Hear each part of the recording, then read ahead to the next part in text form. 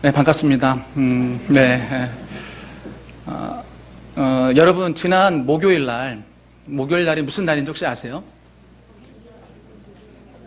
네? 네, 잘하시는군요. 네, 맞습니다. 6.25죠, 6.25. 지난 목요일 6월 25일은 6.25 전쟁이 발발한 지 65주년이 되는 그러한 날이었습니다. 정말로 생각하면 생각할수록 정말 아픈 그러한 시간이었던 것 같고, 저는 나이가 젊기 때문에 전쟁을 겪지 못했지만, 그러나 이곳에 앉아 계신 우리 많은 권사님들은 아마 전쟁을 겪으셨고 정말 뼈아팠던 그러한 시절을 보내셨으리라고 저는 생각이 되어집니다. 그만큼 정말 치열했던 그러한 전쟁이었고, 정말로 많은 사상자들과 많은 아픔이 있었고, 그리고 그 아픔이 지금까지도 계속 이어져 오고 있습니다. 잠시 3년간의 전쟁을 하게 되는데, 그때 사망한 사람이 모두 226만 7천여 명이 된다고 합니다. 군인 전사자 중에 국군이 13만 7,800여 명, 그리고 유엔군이 4만 600여 명, 중공군이 90만 명, 북한군이 52만 명이었다고 합니다. 정말로 많은 숫자들이 죽어나갔던 그러한 전쟁이었습니다. 당시 형편상 군인 전사자들은 대부분 시신을 제대로 수습하지 못했는데, 2000년부터 국군 전사자 유해 발굴 사업을 시작하여서 현재는 약 8,800여 구를 수습하였다고 합니다. 그렇게 새롭게 발굴해서 새롭게 봉안하였다고 합니다. 우리 성도님들도 보신 분들이 있을까 모르겠습니다. 얼마 전에 진짜 사나이라고 하는 그러한 프로그램이 있는데, 연예인들이 병영 체험을 하는 그러한 프로그램입니다. 그런데 마침 그 프로그램에서 연예인들이 국방부 유해 발굴 감식단을 체험하는 것을 보게 되었습니다. 유해와 유품을 정말로 정성스럽게 발굴하여서 그것들을 또한 유족들에게 전달하게 되어지는데, 이제는 정말로 그것을 받는 그런, 이제 부모님은 이미 연세가 있기 때문에 이미 세상을 떠난 지가 오래되었고, 형제들이 그것을 봤는데 이제 이미 다 나이가 많이 들어버린 그런 모습을 보게 되었습니다. 그리고 65년 만에 정말로 눈물과 통곡으로서 유해를 맞이하는 그러한 모습을 보게 되었습니다. 참으로 마음이 아팠습니다. 아직도 미수습 그러한 전사자 유해가 13만 여구나 된다고 합니다. 지금도 유해 발굴 작업은 계속 되어지고 있습니다. 그런데 전쟁 중에 군인들만이 희생되어진 것은 아닙니다. 정말로 많은 민간인들의 피해가 있었고, 많은 사람들이 또한 죽었다라고 하는 것이죠.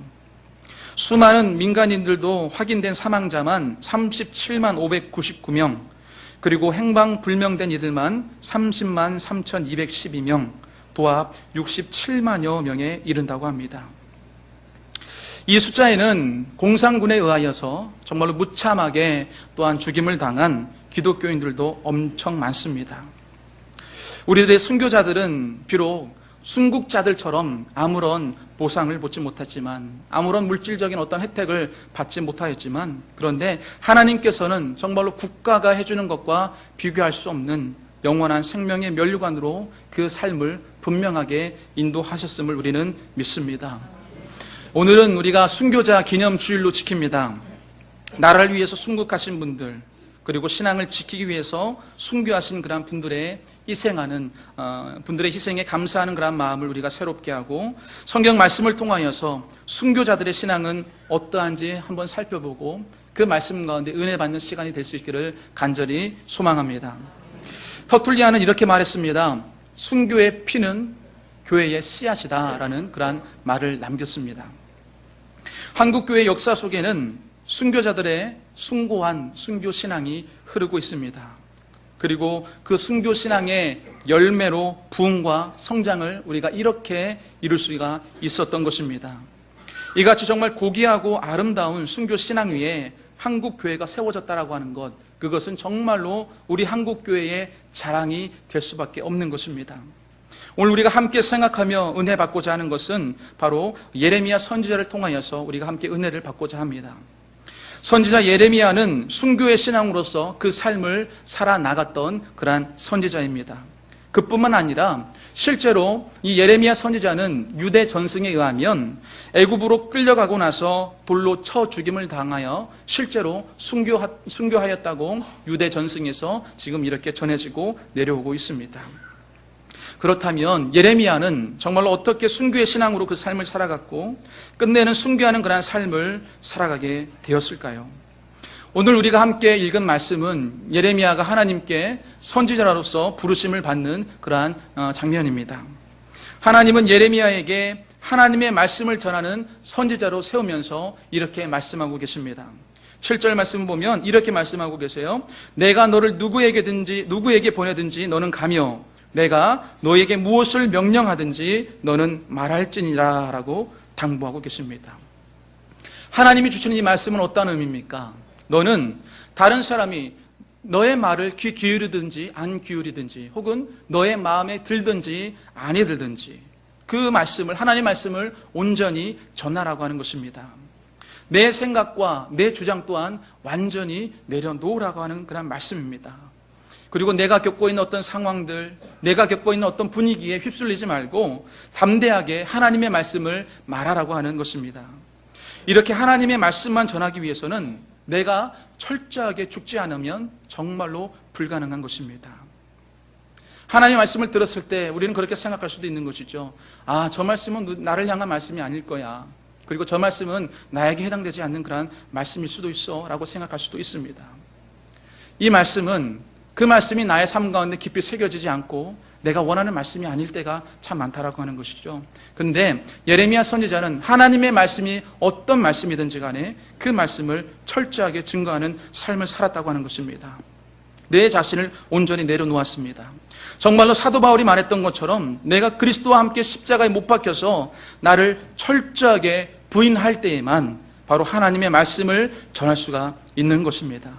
예레미야는 철저하게 자신이 죽는 삶, 철저하게 자신을 십자가에 못 박는 그러한 삶을 살았던 것입니다. 그런 의미에서 예레미야는 순교적인 그러한 신앙을 지닌 사람이었고 그러한 마음을 가지고 평생을 그러한 마음을 가지고 살아갔던 사람입니다. 그렇다면 우리는 예레미야가 겪었던 상황이 과연 어떠한 상황이었는지를 우리는 먼저 살펴봐야 합니다.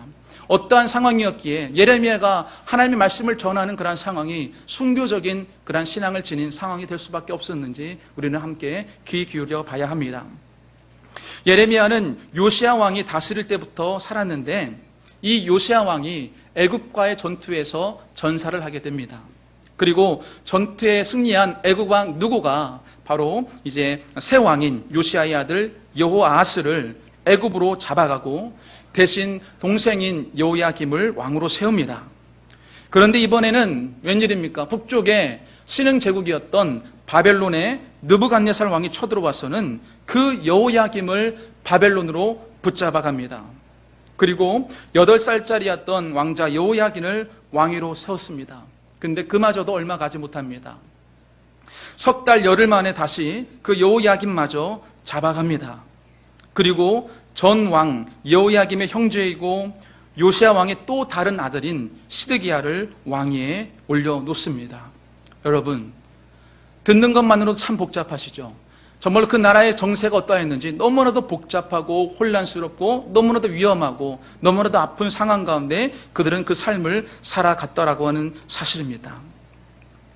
이런 어떤 나라가 망하려고 하는 그런 분위기, 나라가 점점점 이제 힘들어지는 그런 분위기에서 그 예레미야가 그 시절을 살아갔던 것이고 그 시절 가운데서 하나님의 말씀을 전하는 그런 사람으로서 세워져서 선지자로서의 그런 사명을 감당하면서 이 예레미야가 살아가게 되었다라고 하는 사실입니다. 바벨론의 힘에 의하여서 왕이 된 시드기야는 당연히 국민들로부터 지지를 받을 수가 없었습니다. 그래서 시드기야는 국민들의 눈치를 보게 되고 바벨론의 눈치를 보게 되고 남쪽으로는 또 애굽의 눈치를 보면서 그 마음이 어떻게 해야 될지 갈팡질팡하는 그런 모습을 시드기야는 보입니다. 당시에 실권을 쥐고 있던 권력자들은 이렇게 주장을 하는 것이죠. 애굽과의 관계를 우리가 돈독하게 하여서 그들과 손을 붙잡고 바벨론을 함께 쳐내자라는 그러한 말을 합니다. 애굽은 지금까지 우리들과 쭉 사이좋게 지냈던 전통적인 우호국이지만 그러나 바벨론은 그렇지 않다라는 것이 그 이유였습니다. 그리고 국민들의 그런 생각들도 대부분 그러하였습니다. 그런데 문제가 여기 있습니다. 이런 상황 가운데서 예레미야가 어떤 말을 전해야 하는 것이냐라는 것이죠. 국민 여론도 권력자들이었던 그러한 정서도 모두 애굽의 힘을 빌려서 바벨론과 함께 싸우자, 함께 일전을 벌려놓자라는 것이었는데 하나님은 예레미야에게 있어서 정반대의 말씀을 주시면서 이 말씀을 그들에게 가서 전하라라고 그렇게 말씀하는 것이었습니다.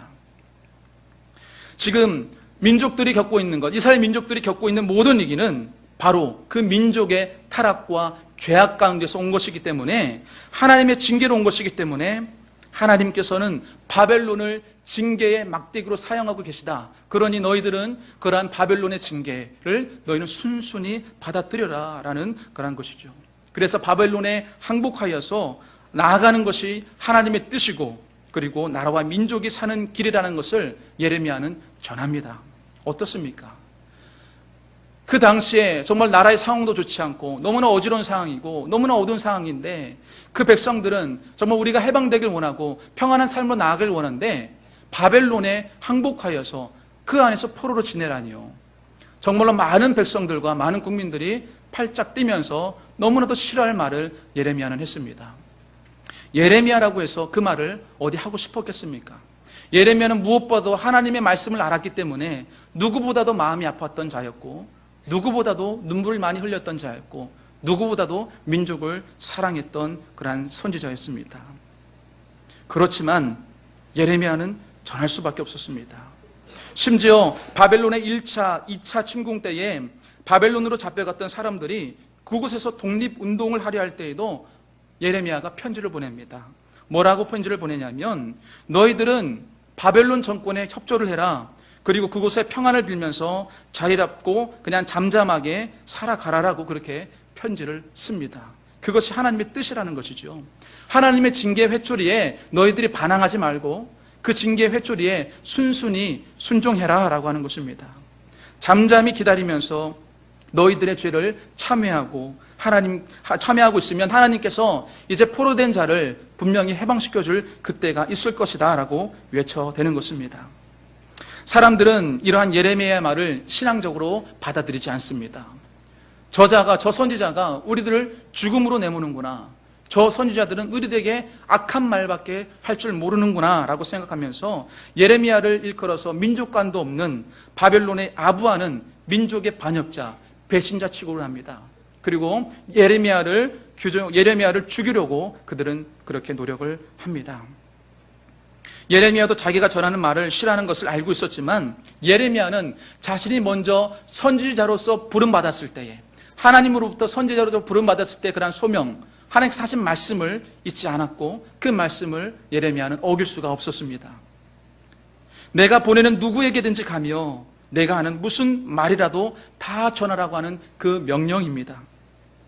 그렇기 때문에 예레미야는 하나님의 말씀대로 순종하여서 하나님이 보내신 곳에 갔고 보낸 사람에게 갔고 하나님께서 하라는 그런 말씀대로 그 말씀을 그대로 가감없이 전하였습니다.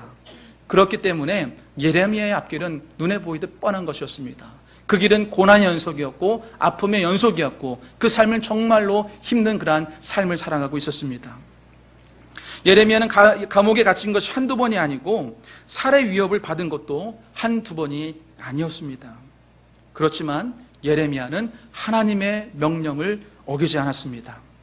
그는 끝까지 하나님의 명대로 살았고 결국 그 명을 지키다가 순교까지 하는 그러한 상황에까지 이르게 되었습니다. 사랑하는 성도님들, 하나님의 말씀이 우리들의 삶 가운데 주어졌을 때 그러한 하나님의 말씀을 우리가 아멘으로 순종할 수 있는 귀한 은혜가 있기를 간절히 소망합니다. 하나님의 말씀이 때로는 정말 복된 말씀, 축복의 말씀이 우리들의 삶 가운데 주어지는 것은 너무나도 기쁘고 감사하겠지요. 그러나 때로는 우리의 삶을 돌이키길 원하고 우리의 삶을 하나님 앞으로 다시금 돌이키게 하는 그러한 또한 아픈 말씀도 많습니다.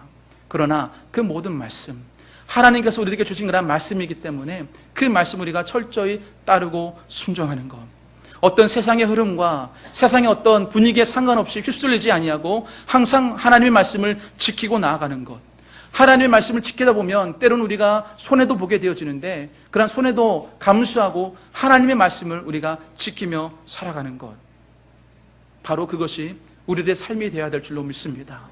하나님의 말씀만이 우리들의 어떤 삶, 우리들의 어떤 행동, 우리들의 마음과 생각을 하는 모든 기준이 되어져서 정말 주의 말씀 가운데 철저히 나를 부인하고 죽이는 그런 믿음의 삶을 살아갈 때에 하나님께서는 우리를 통하여서 분명히 하나님의 놀라운 계획하심과 인도하심을 이루어 줄 줄로 믿습니다. 그렇습니다. 예레미야는 단순히 그저 하나님의 말씀을 그냥 그대로 앵무새처럼 따라하는 그러한 선지자는 아니었습니다. 당시 이스라엘의 위험은 민족의 범죄에 대한 하나님의 경고이고, 그렇기 때문에 회개로 받아들이는 것만이 바로 우리 민족이 살 길임을 이 예레미야 선지자는 확신하였습니다. 하나님이 말씀하시는 그 말씀을 믿음으로 받아들였다고 하는 것입니다. 그저 전하는 것을 억지로 전하는 것이 아니라 그 믿음으로 받아들이고 주님의 말씀을 굳건하게 믿으며 살아갔다라고 하는 것이죠. 그는 바벨론이 믿을만하거나 바벨론이 좋아서 절대로 바벨론에 항복하라고 하는 것이 아니었습니다. 바벨론은 바로 하나님의 손에 들려진 회초리이기 때문에 바로 그것에 순종하라고 하는 것이었습니다. 그래서 그는 한편으로는 바벨론에 항복하라고 하면서도 바벨론도 하나님에 의하여서 멸망하고 말 것이라고 하는 하나님의 그 말씀을 믿고 또한 담대하게 전합니다. 그 당시 상황으로 봐서는 바벨론이 멸망할 수 있다고 하는 것은 전혀 생각할 수가 없었습니다. 바벨론은 그 당시 초강대국이었고 제일 강한 힘을 가진 그러한 나라였습니다. 그렇기 때문에 이 바벨론이 과연 무너질까라고 생각하는 것조차 할 수 없었던 그러한 상황이었습니다. 그런데 이 예레미야 선지자는 그 바벨론으로부터 우리는 이제 70년 만에 귀환할 수 있을 것이다 라고 하면서 정말 어떤 그러한 예언적인 선포를 합니다. 또한 분명히 하나님께서 하신 그런 말씀대로 될 것을 믿는 표시로 어떠한 행동을 예레미야가 하면 자기 숙부로부터 아나돗에 있는 땅을 은 17세겔을 주고 사서 그 땅을 등기까지 합니다. 아니 이제 나라가 망해서 남의 나라의 땅이 될 것이라고 그렇게 말하면서도 돌아오게 하실 것이다 라고 한 그 하나님의 말씀을 분명히 믿고 믿음의 고백으로서 그 땅을 사 놓았던 것입니다. 그렇습니다. 예레미야는 하나님의 말씀이라면 무엇이든지 믿는 신앙을 지닌 사람이었습니다. 너무나도 어지러운 상황이었지만, 절망스러운 상황이었지만, 앞이 한치 앞이 내다 보이지 아니하는 칠흑같이 어두운 그러한 상황이었지만, 하나님의 말씀이라면 무조건적인 절대적 믿음을 소유한 자였다라는 것입니다. 사랑하는 성도님들, 우리도 우리들의 삶 가운데 힘들고 어려운 상황이 놓여질 때가 있습니다. 우리들의 모든 삶이 정말 아름답고 창창하게 밝다고 한다면 얼마나 기쁘고 좋겠습니까? 그렇지만 우리들의 놓여진 그러한 삶은 그렇지만은 않죠. 힘들고 어려운 상황 가운데 놓여질 때가 있습니다. 그러나 그럼에도 불구하고 하나님의 말씀을 의심하지 않기를 바랍니다. 하나님의 말씀을 끝까지 믿는 그런 믿음을 가지고 귀한 순교적인 신앙을 지닌 저와 여러분들의 삶이 될 수 있기를 간절히 소망합니다. 오늘 읽은 9절에서 10절 말씀을 우리 다 같이 함께 읽어봤으면 좋겠습니다. 9절에서 10절까지 말씀입니다. 여호와께서 그의 손을 내밀어 내 입에 대시며 여호와께서 내게 이르시되 보라 내가 내 말을 내 입에 두었노라. 보라 내가 오늘 너를 여러 나라와 여러 왕국 위에 세워 내가 그것들을 뽑고 파괴하며 파멸하고 넘어뜨리며 건설하고 심게 하였느니라 하시니라. 아멘. 하나님께서 하나님의 말의 권세를 바로 예레미야 입술에 하나님께서 두셨기 때문에 하나님의 말씀을 믿고 그대로 외치게 되어지면 모든 말대로 세상의 나라들의 운명까지도 정해진다고 하는 하나님의 놀라운 말씀입니다. 정말 놀랍지 않습니까? 예레미야가 선포되어졌던 말, 하나님의 말씀을 그대로 선포하였기 때문에, 급시를 믿는 믿음으로 선포하였기 때문에 하나님께서는 한 나라의 운명까지도 좌우하는 주님의 능력이 그 입술을 통하여서 나와진다라고 하는 사실입니다. 하나님의 말씀을 외친다고 하는 것은 하나님을 향한 굳건한 믿음이 없이는 절대로 그 하나님의 말씀을 외칠 수가 없습니다. 우리는 하나님을 향한 그런 믿음을 절대로 포기해서는 안 됩니다. 끝까지 포기하지 아니하고 하나님을 믿는 그런 믿음과 신앙을 지닐 수 있기를 바랍니다. 우리는 다니엘과 그 세 친구의 믿음에서 예레미야가 지녔던 순교적인 믿음을 또한 찾아볼 수가 있습니다. 다니엘은 어떻습니까? 다니엘은 자신의 상황 가운데서 자신을 해하려고 하는 원수들이 자신을 지켜보고 있는 것을 알았습니다. 그리고 자신이 하나님 앞에 계속 믿음으로 나아간다고 한다면 자신은 분명히 죽게 될 것이다 라고 하는 사실도 다니엘은 알고 있었습니다. 그러나 그는 그럼에도 불구하고 하루 3번씩 하나님 앞에 기도하는 것을 절대로 놓치지 않았습니다. 절대로 잊어버리지 않았습니다. 하나님의 한 그런 굳건한 믿음을 가지고 다니엘은 그렇게 믿음으로 걸어갔다라고 하는 것이죠. 사드락과 메삭과 아벳느고는 어떻습니까? 기름 가마솥에 던져지려 할 때에 그들의 믿음을 분명하게 나타냅니다. 나의 믿음은 어디 있는지, 나의 믿음을 어느 곳에 내가 붙잡고 있는지를 확실하게 증거했던 것이죠. 다니엘서 3장에서 그들은 이렇게 고백을 합니다. 왕이여, 우리가 섬기는 하나님이 계시다면 우리를 맹렬히 타는 풀무불 가운데서 능히 건져내시겠고 왕의 손에서도 건져내시리이다. 그렇게 하지 아니하실지라도 왕이여, 우리가 왕의 신들을 섬기지도 아니하고 왕이 세우신 금신상에게 절하지도 아니할 줄을 아옵소서. 그렇게 고백을 합니다. 사드락과 메삭과 아벳느고의 고백이 왜 순교적인 믿음의 고백입니까? 그들은 하나님을 절대적으로 신뢰했기 때문입니다. 하나님 앞에서 그들은 자신의 목숨조차도 중요하지 않았습니다. 왜 그렇습니까?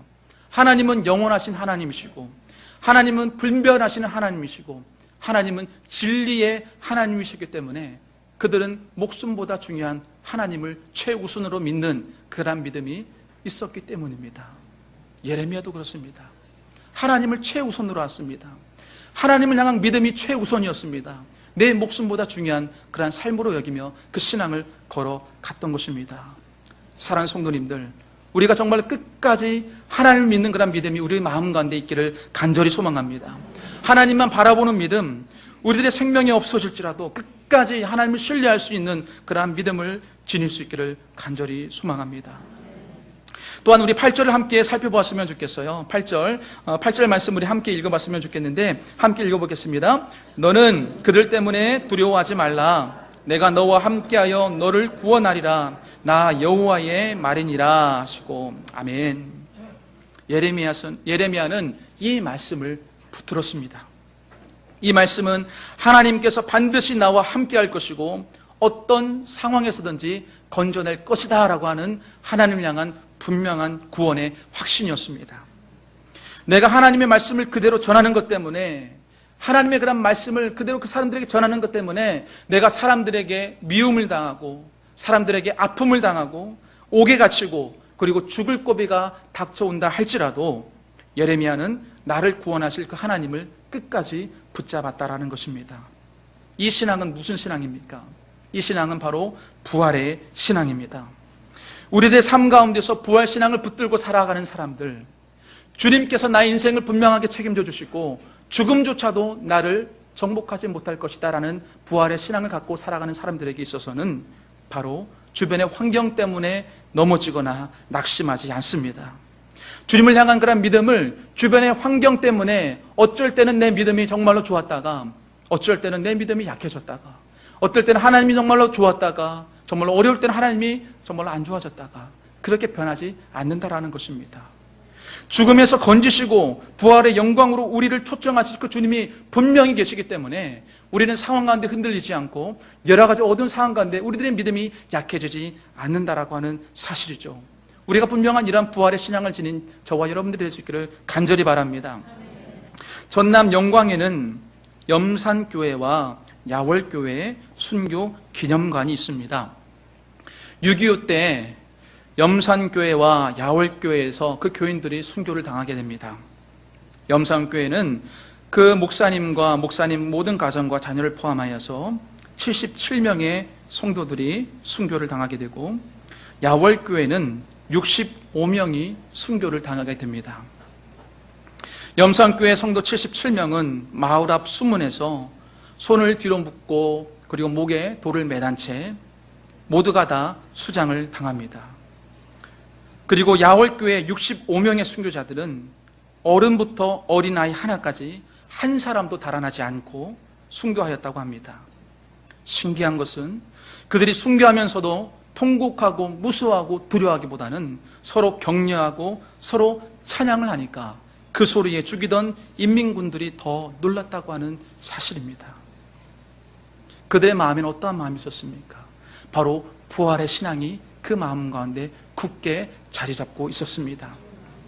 지금 기독교 박해가 사라져서 우리가 정말 신앙생활을 마음껏 할 수 있다고 하지만, 그래서 우리들의 삶이 너무나도 하나님 앞에서 편하게 나아갈 수가 있지만, 그러나 여전히 우리와 가장 가까운 곳에서는 여전히 기독교 박해가 너무나도 심하게 이루어지고 있습니다.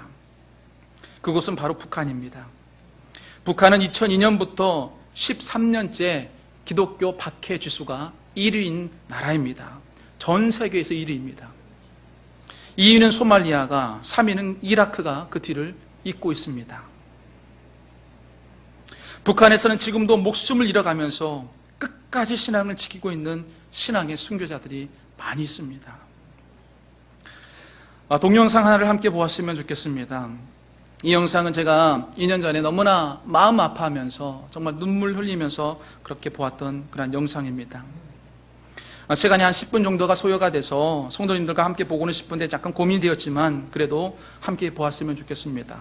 탈북자 이순옥 집사님의 증언인데, 이 이순옥 집사님은 김일성대학 경제학부를 나온 아주 엘리트입니다. 근데 이 집사님이 여러 가지 고초를 당하게 되고 어려움을 당하게 되는데, 그곳에서 만난 그리스도인들에 대한 증언입니다.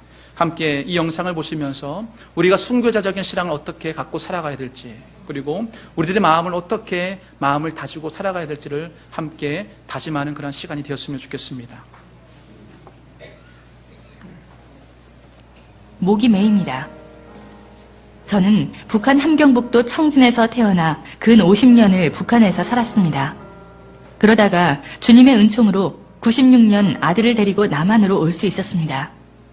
저는 북한에서 태어나 북한에서 성장했기 때문에 하나님을 모르고 살았습니다.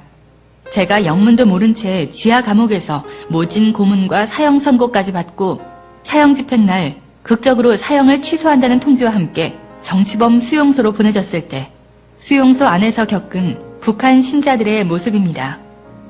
저는 김일성대학 경제학부를 졸업했기 때문에 정치범 수용소에서 죄수의 신분으로 유일하게 6천여 명이 수용된 그곳의 모든 사람들에게 일을 시킬 수 있는 생산지휘와 모든 재정 업무를 맡아서 하게 되었습니다. 그 때문에 저는 많은 사람들이 일하는 작업장들을 이곳저곳 마음대로 갈 수 있었습니다. 어느 날 저를 담당하고 있던 재정부장 교도관이 저를 불러놓고는 단단히 교육을 시켰습니다. 너는 오늘부터 매일 어떤 공장으로 나가야 하는데 그 공장에는 미친 정신병자 놈들만 모여있다. 그 미친 정신병자 놈들은 당과 수령님을 믿지 않고 하늘을 믿는 미친 자들이니 너는 정신을 바짝 차리고 그곳에 가야 된다. 그리고 그 미친 자들하고는 절대 눈길 한번 마주치지 말아라. 그렇지 않고 네가 그 자들이 믿는 하늘을 믿게 되면 네 목숨은 여기서 끝나게 될 것이다. 그런데 거기 가서 그 사람들을 보는 순간 나는 너무 놀랐습니다. 그들은 사람의 무리 같지 않았습니다. 1500도 이상 시뻘겋게 타오르는 용광로의 고열 노동 작업장이었는데 그곳에서 많은 사람들이 움직이는 걸 보았을 때 무슨 짐승의 무리 같기도 하고 외계인 같기도 하고 도무지 사람의 모습을 찾아볼래야 찾아볼 수가 없었습니다. 머리에 머리카락이 붙어있는 사람은 하나도 없었고 얼굴은 해골 같고 이빨이 하나도 없었습니다. 키가 다 줄어들어서 120cm, 30cm 이렇게 땅에 딱 붙은 난쟁이들만 움직였습니다. 나는 가까이 가서 그들을 보았습니다. 전 너무나 놀랐습니다. 잡혀올 때는 정상인들이 잡혀왔는데 거기 와서 하루 16시간, 18시간씩 먹지도 못하고 그 고열 노동 속에서 일을 하다 보니 그 사람들은 척추가 녹아내려서 뒷전등에 혹이 되어 있었고 몸이 다 휘어져서 앞가슴하고 배가 마주 붙어 있었습니다.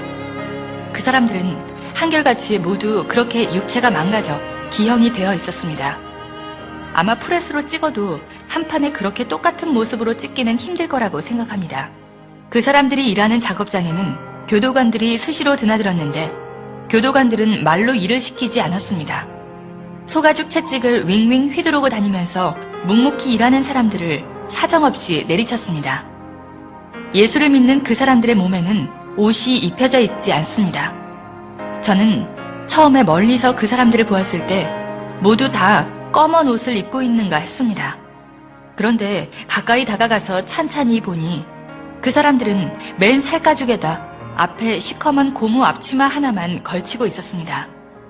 용광로의 뜨거운 불꽃이 앙상하게 말라붙은 살가죽에 튀고 또 튀어 닦지가 않고 그 자리에 쇳물이 또 떨어지고 타버리고 해서 그 사람들의 피부는 한 곳도 성한 곳이 없었고 마치 짐승의 가죽과 같았습니다. 어느 날 저는 그곳에서 정말 말로 전하기 힘든 너무나 끔찍하고 참혹한 광경을 목격하게 되었습니다. 어느 날 오후 제가 공장 문을 열고 들어섰는데 공장 안이 쥐죽은 듯 고요했습니다. 작업장 한가운데 수백 명의 그 죄수 아닌 죄수를 모아놓고 담당 교도관 2명이 눈에 핏발을 세우고 미친 듯이 고함을 치며 날뛰고 있었습니다. 저는 너무나 무서워서 문 옆 한쪽에 비켜 서 있었습니다. 교도관들은 수령님을 믿지 않고 하늘을 믿는 미친 정신병자 놈들이라고 소리소리 지르며 그 사람들을 차고 때리고 하면서 인간 이하의 취급을 하고 있었습니다. 교도관들은 너희들 가운데서 단 한 사람이라도 좋으니 대열 앞에 나서라. 하늘을 믿지 않고 수령님을 믿겠다고 하면 자유세상으로 내보내서 잘 살 수 있게 만들어주겠다라고 하면서 그 사람들을 윽박지르며 하늘을 거부하라고 그렇게 채찍으로 때리고 발로 차고 했습니다. 그런데 너무나도 이상했습니다. 수백 명의 그 사람들은 왜 그런지 아무 대답도 없이 그렇게 매를 맞으면서도 침묵으로 맞섰습니다. 저는 너무나 무서워서 빨리 한 사람이라도 나서야 되는데 그래야 오늘 누가 맞아 죽지 않을 텐데 왜 계속 저렇게 입을 다물고 있나. 저러고 있으면 또 누구를 끌어내다가 밟아 죽일지 모르는데 빨리 한 사람이라도 나서야 되지 않겠는가. 그렇게 마음속으로 다급하게 생각하며 문 옆에 서서 무서움과 공포 속에서 떨고 있는데 예수를 믿는 그 사람들은 계속 침묵으로 대응했습니다. 그때 독이 오른 교도관이 그 사람들에게 달려가서 닥치는 대로 아무나 8명을 끌어내다가 땅바닥에 엎어놓았습니다. 그리고는 구둣발로 내리밟고 짓이겼습니다. 순식간에 피투성이가 되고 허리뼈, 팔, 다리뼈가 부러졌습니다. 그 사람들은 고통 중에서도 몸을 뒤틀면서 짓밟힐 때마다 신음소리를 냈는데 그 신음소리가 너무나도 이상하게 들렸습니다. 저는 그때 주님이 누군지 하나님이 누군지도 전혀 몰랐습니다. 뒤에 알고 보니 그 사람들이 구둣발로 짓밟혀 뼈가 부러지고 머리통이 부서져 나가면서 신음소리처럼 애타게 불렀던 것은 바로 주님의 이름이었던 것입니다. 저는 그 사람들이 당했던 고통의 1000만분의 1도 제대로 여러분에게 전해줄 수가 없습니다. 미쳐 날뛰던 교도관 2명은 수령님과 당을 믿는 우리가 사는가 아니면 하나님을 믿는 너희가 사는가 보자면서 달려가더니 용광로에 펄펄 끓는 쇳물통을 끌어왔습니다. 그리고는 그 쇳물을 피투성이가 된 그 신자들 위에 부었습니다. 그 사람들은 순식간에 살이 녹고 뼈가 타면서 숯덩이가 되어버렸습니다. 저는 난생 처음으로 내 눈앞에서 사람이 숯덩이로 변해가는 것을 보았습니다. 얼마나 그 충격이 컸던지 그곳을 어떻게 뛰어나왔는지 기억에도 없습니다. 그리고 얼마 동안 도무지 눈을 감을 수가 없었습니다. 그 정신적 충격으로 눈만 감으면 눈앞에 숯덩이가 된 사람이 어른거려서 도무지 눈을 감을 수 없고 잠도 제대로 잘 수가 없었고 일도 제대로 할 수가 없었으며 큰 소리로 비명을 지르고 정신이 들어갔다 나갔다 했습니다. 저는 그 일을 목격하기 전까지는 그래도 마음 한구석에 실오라기만큼이라도 수령님과 당에 대해서 믿고 있었습니다. 그러나 저는 그때 깨달았습니다. 무엇을 믿어야 하는가를 말입니다. 인간은 주님을 꽉 잡아야 된다는 것을 저는 그때 뼈저리게 깨달았습니다. 저는 그때부터 다시 우리 어머니가 평생을 하늘에 기도했다는 그 하늘을 찾기 시작했습니다. 저는 너무나도 간절하게 하늘을 찾았습니다. 저 사람들이 저렇게 불에 타 죽으면서까지도 저렇게 거부하지 않고 저렇게 믿는 하늘이 진짜로 그 하늘이 어디에 계시다면 나를 좀 살려달라고, 그리고 저렇게 무서운 짓을 하는 저자들에게 하늘에서 정말 벌을 내려줘야 되지 않겠느냐고, 그렇게 마음속으로 부르짖으며 자나깨나 꿈속에서도 하늘을 찾고 또 찾고 기원했습니다. 그런데 진짜로 주님께서 그 간절한 저의 기도를 들어주셨습니다. 한 달이 멀다 하고 공개 처형이 있었는데 어느 날 누구를 또 공개 처형시키려는지 6,000명이나 되는 수용소 사람들을 한자리에 다 모이게 했습니다. 공개 처형 때는 언제나 하늘을 믿는 사람들을 맨 앞줄에 앉힙니다. 그런데 하늘을 믿는 자들은 살아서나 죽어서나 하늘을 보지 못하게 하라는 김일성의 특별 지시와 규정이 있어서 하늘을 믿는 그 사람들을 앉힐 때에는 무릎 사이에 목을 끼우고 땅에 얼굴을 대고 엎드리게 했습니다. 심지어 죽어서도 하늘을 보지 못하게 해야 한다면서 죽은 시체도 목을 꺾어 거적에 말아서 어두컴컴한 산골짜기 나무 밑에 파묻게 규정이 그렇게 되어 있었습니다. 그날도 신자들은 하늘을 조금도 못 보도록 목을 무릎 사이에 끼우고 맨 앞줄에 앉아 있었고 그 뒤쪽으로 다른 사람들이 줄지어 앉아 있었습니다.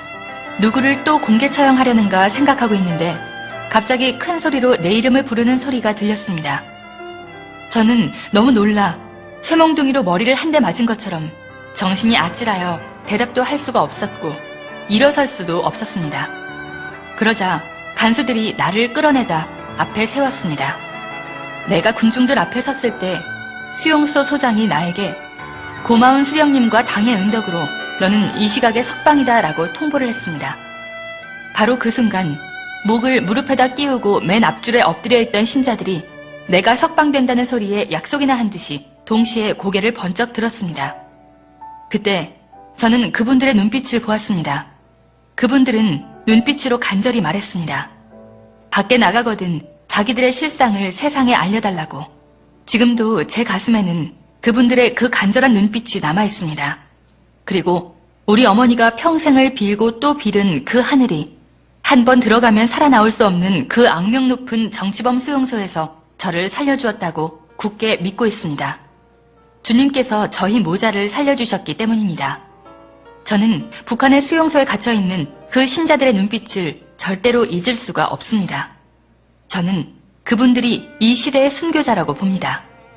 저의 증언으로 인해 북한 신자들의 인권 문제가 150여 개 나라에 나갔고 세계가 떠들었습니다.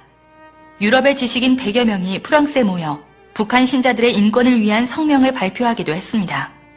여러분, 자유롭게 신앙생활할 수 있는 것에 감사하십시오.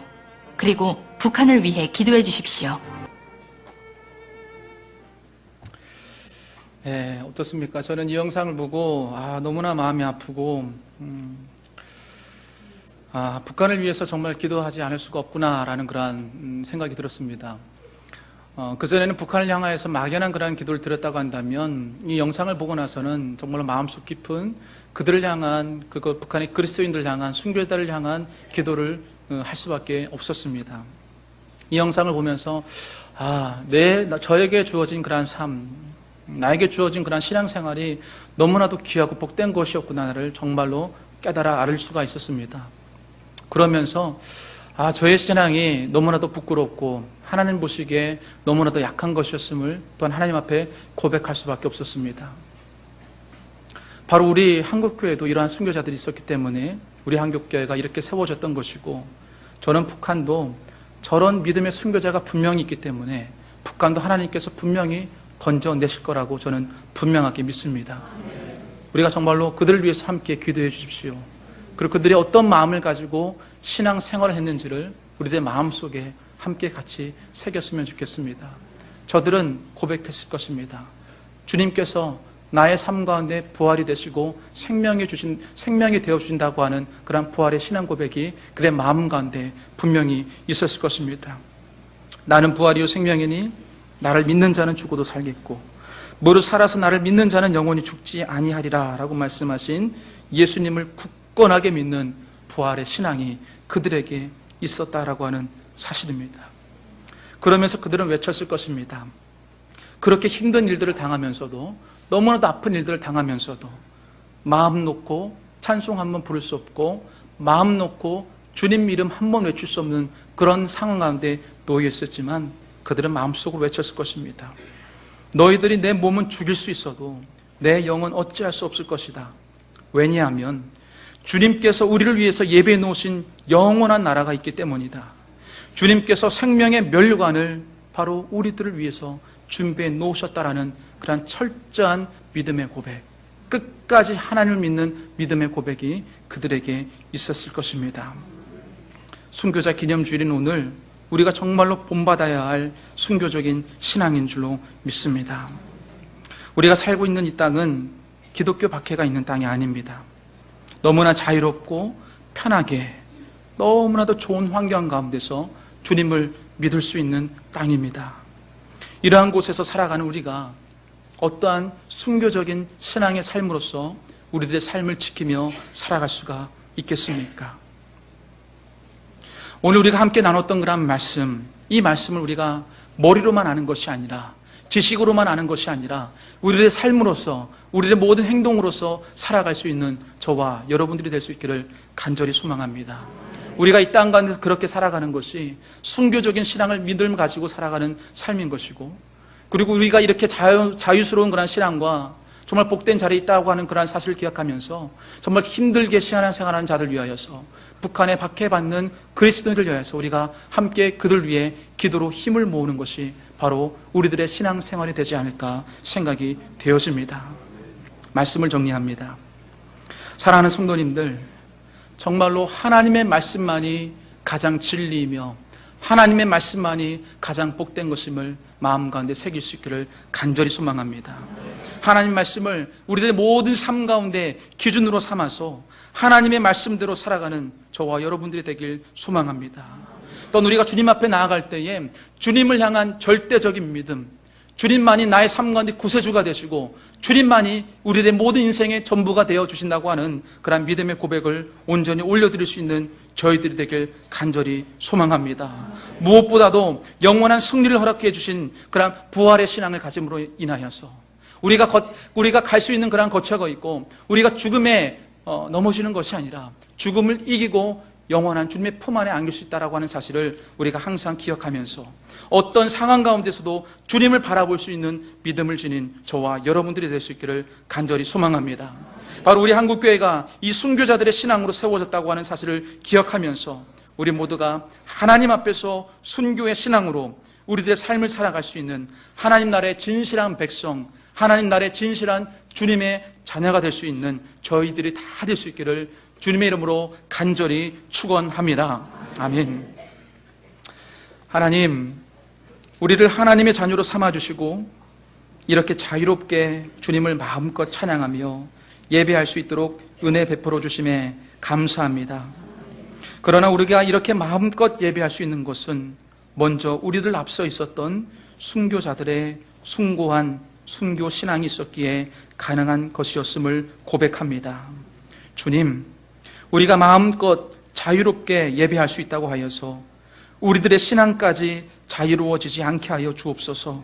숭고한 순교의 신앙을 마음속에 새겨서 하나님을 향한 믿음을 철저히 지켜나가게 하여 주시고, 우리 한국교회가 흔들리지 아니하는 든든한 믿음의 반석 위에 계속해서 세워져 나가게 하여 주옵소서. 또한 6.25 65주년을 맞이하며 저 북한에 고통당하는 믿음의 동역자들 위해서 기도합니다. 북한의 그리스도인들은 세계에서 제일 큰 박해를 당하면서도 그 신앙을 잃어버리지 않고 주님 앞에 믿음의 결단을 하며 나아갑니다. 그들의 믿음과 신앙을 볼 때에 우리들의 모습은 참 부끄럽습니다. 주님, 우리가 북한을 위하여서, 북한의 그리스도인들을 위하여서 더욱 기도하게 하여 주시고, 주님의 은혜로 남과 북이 통일되어 하나 되게 하시는 주님의 놀라운 은혜를 경험하게 하여 주시옵소서. 예수님의 이름으로 간절히 기도드립니다. 아멘.